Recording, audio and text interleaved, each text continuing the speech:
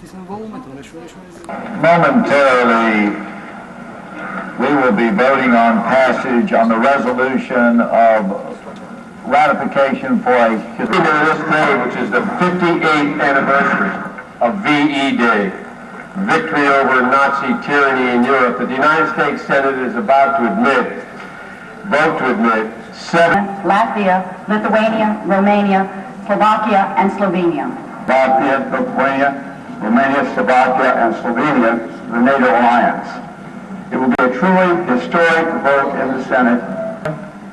Latvia, Lithuania, Romania, Slovakia, Slovenia. Quiet for just a moment, please. We are deeply honored that the foreign ministers of 7 countries who have today been a part of our debate, a successful debate on accession to NATO, are here presently with personal witness. Each of these ladies and gentlemen are leaders in their countries. They are friends of the United States.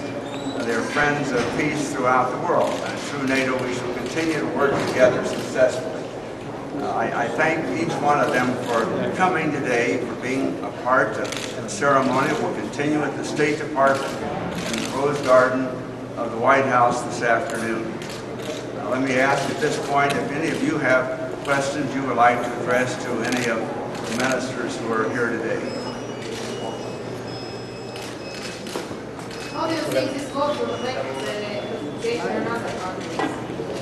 Yes, there will be other countries that will need to vote, and we were hopeful, at least by having our vote early in the year, that that might encourage other countries in NATO to proceed, and we believe that that may have a leadership effect.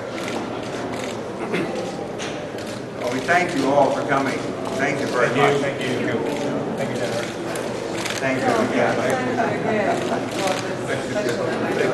Great endurance. Our good friends, thank you for hosting all of us.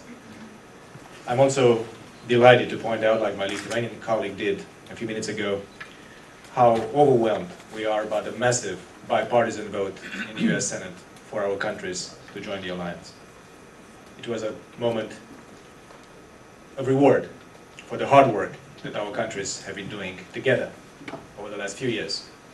I would like to extend also my gratitude to the ones here in Washington who helped us in the think tank community, and also to our ambassadors who have done such an excellent job on behalf of their countries. I'd like also to express my gratitude after this vote of confidence that we received on behalf of the US Senate to the ethnic groups, our respective ethnic groups, so important to us and such an important bridge between America and our countries in Europe. We would have not been here today if not for the bold and historic vision of President George W. Bush laid out in Warsaw in June 2001. Enlarging NATO from the Baltic to the Black Sea has closed the dark chapter of history based on tyranny and Cold War divisions on our continent. It has made it possible to complete a Europe whole and free and at peace. We are grateful to President Bush and to his administration for his vision, and to all NATO members for embracing all this vision. Our gratitude goes also to Lord Robertson and also to Ambassador Nick Burns. They are brilliant and tenacious friends of democracy, and I would like to thank them on behalf of our 7 nations. Meeting NATO membership criteria has required solidarity, commitment, performance, and contribution. All principles embedded in the Vilnius Group process. As I said in Washington a year ago, Prague should not be the finish line, but rather the starting point to new and more complex responsibilities as new members in this great alliance of ours. Military preparations and societal reforms will continue long after Prague. Prior to formal membership, our countries have acted as de facto allies in facing the new challenges of terrorism and weapons of mass destruction.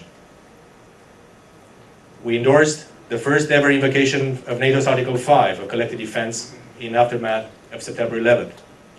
We provided overflight and basing rights. We deployed troops in support of the war on terrorism in Afghanistan and in peacekeeping operation in the Western Balkans.